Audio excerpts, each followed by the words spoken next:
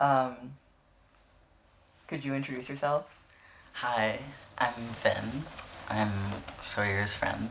Hi, I'm Sylvia Bro. What should I say? Just my name? Oh god, okay. I'm Nick. To you? To me. Okay. I'm Sophie Tannenbaum. Do you want more of an introduction or just that? Okay, we're going straight into it. What keeps you awake at night? I think I wake up a bit too late on a regular basis. I think I drink coffee too late in the day. I've not been having sleeping problems recently, so I don't, nothing at the moment. General anxieties. Usually what keeps me awake at night is the fear of never being loved.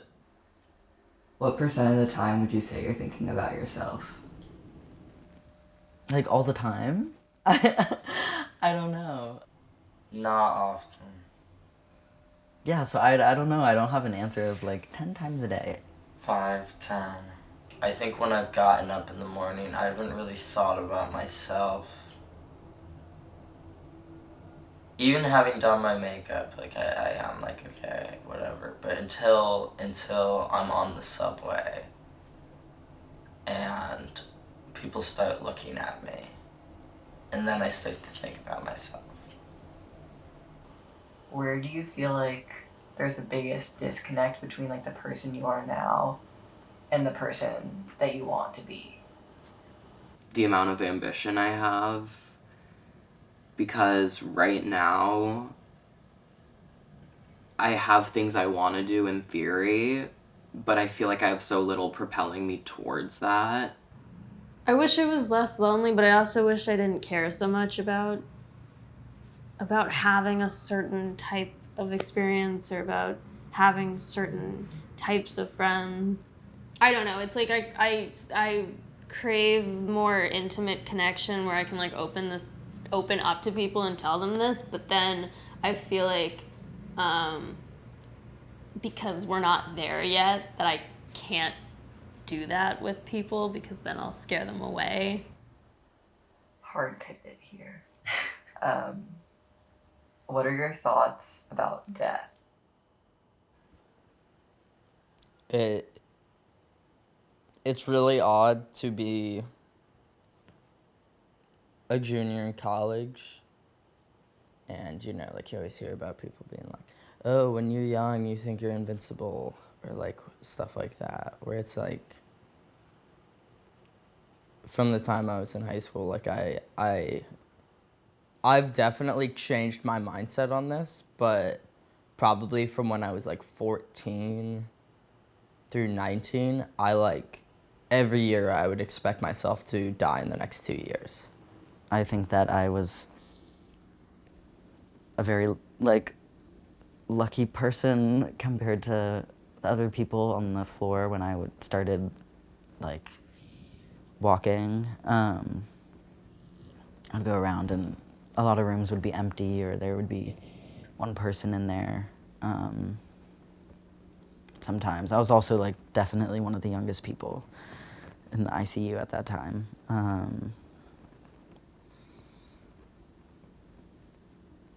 So I wondered,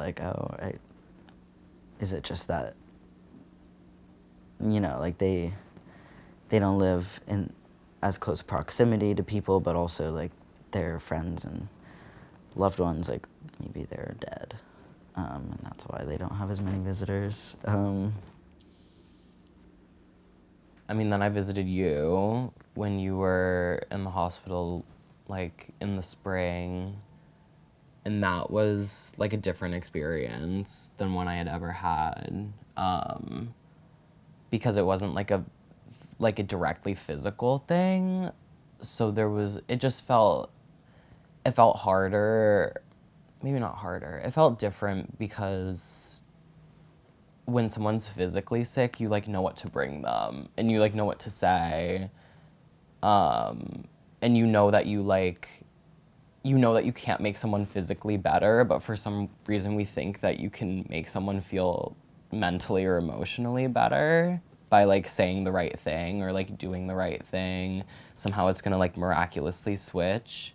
And I like know that's not true, but you can't take yourself out of that headspace. We're just programmed to think like that. So I felt dumb like coming to visit you because I was just like, I know I can't do anything, but I feel in my heart that like I should be able to.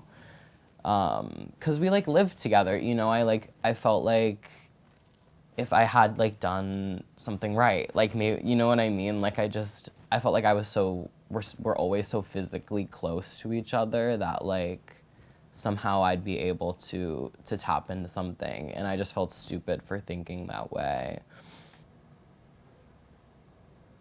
Why do you think I'm like doing these interviews?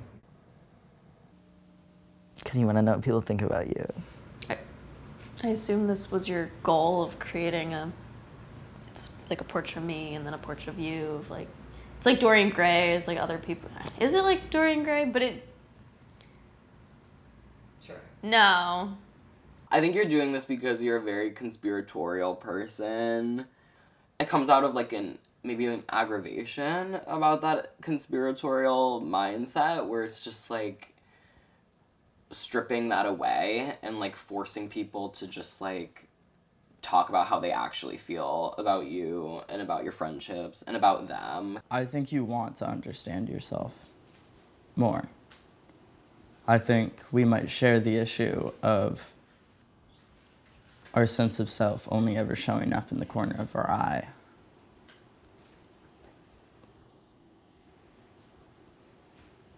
Yeah, I feel like this is potentially less of a self-portrait as a statement and more of a self-portrait as in you're trying to figure out how to paint a picture of your own face.